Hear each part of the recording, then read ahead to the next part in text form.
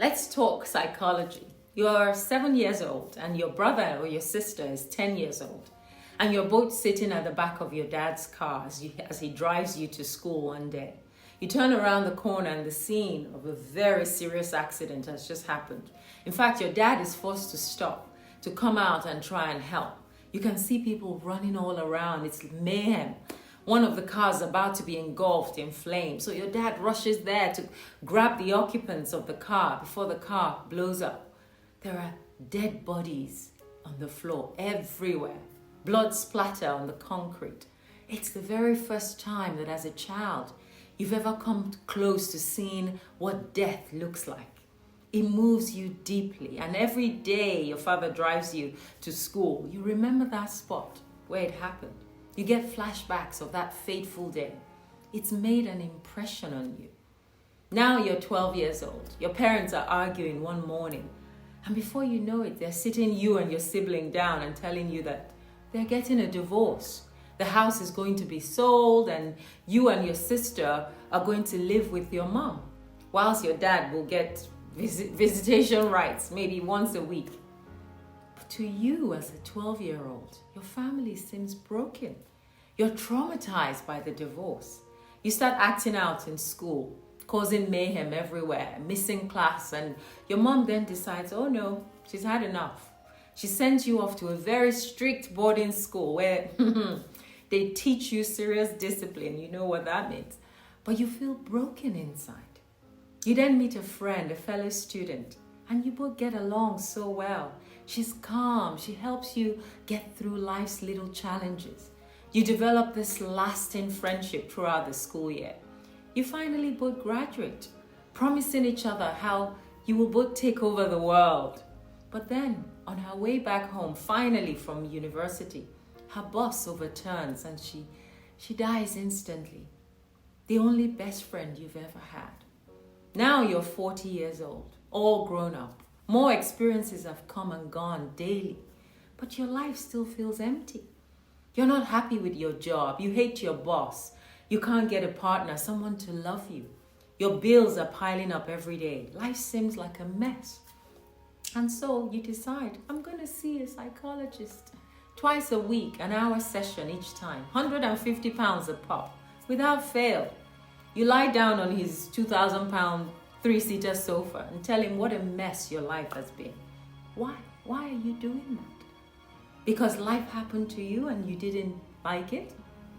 Because a few experiences were unpleasant and you couldn't handle it? All right, so today I want to try and save you some money at least, and maybe some time with a few home truths. First of all, it's an insult that you, one of the most unique specimen of living being to ever walk on this planet, will allow a one-time experience or even just a few experiences here and there to determine and define the trajectory of the rest of your life. Yes, I said it. You are a higher being than your experiences. No experience is capable of doing that to you unless you allow it. That's like saying 1 cup of hot water will suddenly make the whole ocean boiling hot. It can't. In Nigeria, we say no feet. Unless you focus only on the hot cup of water and you ignore the ocean that you are. You, this high being, you allow yourself to keep revisiting pockets of experiences that you had. Yes, it happened. It's not happening right now.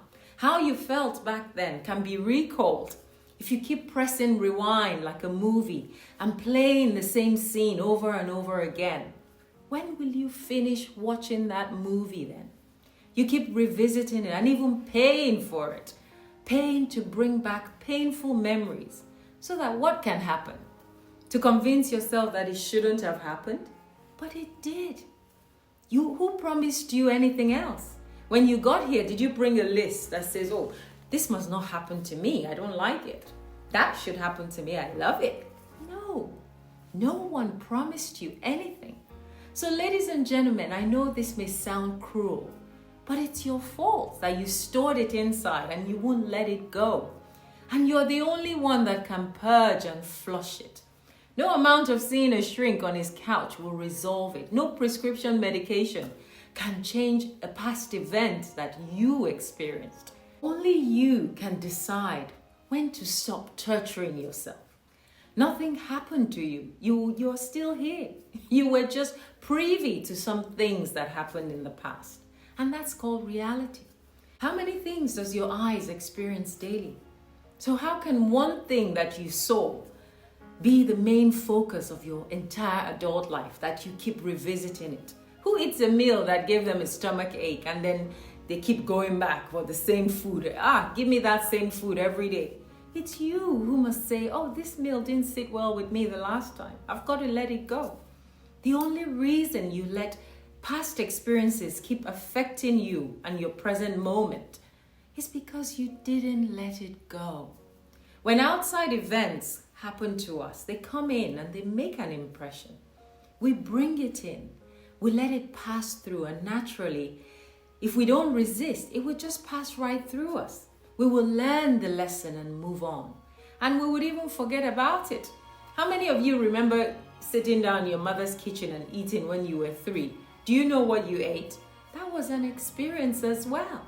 But it passed right through and there was no resistance. But certain experiences come in, and rather than us allowing it, we resist it. We fight it, we deny it, we rebuke it. No one is saying that bitter experiences won't happen to you. No one is saying that it won't hurt at that time.